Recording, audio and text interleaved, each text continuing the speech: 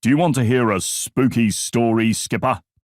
Always, I said to my best friend Dave, as I got cozy in amongst the pile of cables on our shed floor.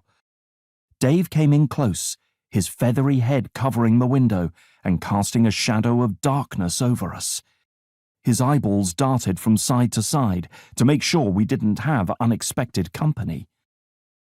I saw him next door today, Dave started, his voice hushed and mysterious.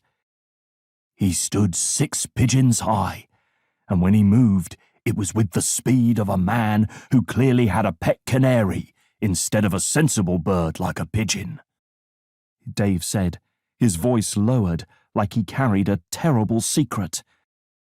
The parting in the middle of his hair was of a man who clearly had a pet canary instead of a sensible bird like a pigeon, he continued, and his dark suit was one worn by a man who clearly had a pet canary instead of a sensible bird like a pigeon.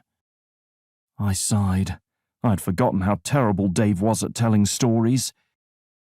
There was something about him that said he was a man who clearly had a pet canary instead of a sensible bird like a pigeon.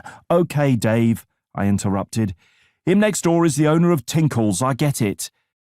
I hate that bird, Dave said of his arch nemesis, Tinkles the canary. Is this a real spooky story or just 10 chapters of you talking about how annoying Tinkles is? It's a real story, Dave huffed. Can you get on with it then?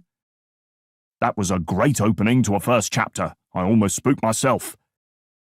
Dave puffed out his chest feathers and nestled back on his bottom, returning to his position as storyteller.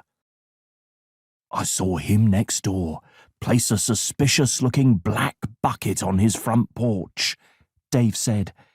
As he carried it to the bottom step, I could hear something rattling inside.